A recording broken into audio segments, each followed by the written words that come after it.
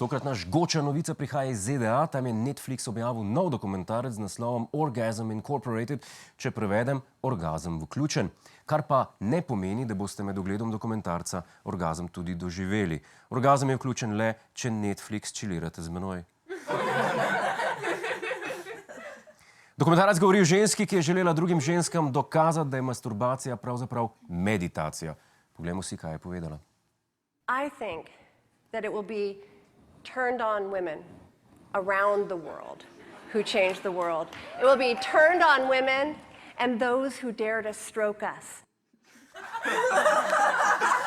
Torej gre za orgazmično meditacijo, ki izgleda tako, da se moški z rokavico 15 minut igra z ženskim spolovilom, nekaj, kar pri nas kravam počnejo živinozdravniki. Orgazem so doživele tudi tiste, ki ga prej še nikoli niso. Moto teh delavnic je: vsaka, ki pride, pride.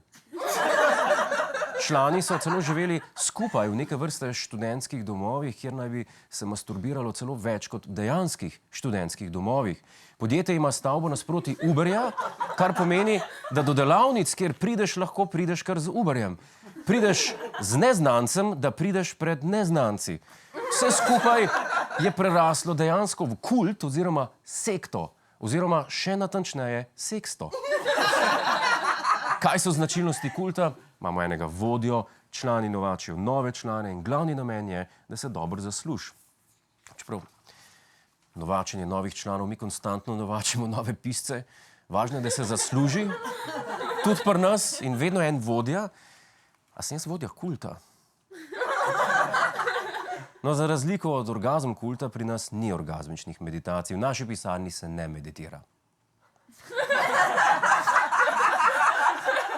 Pred 8.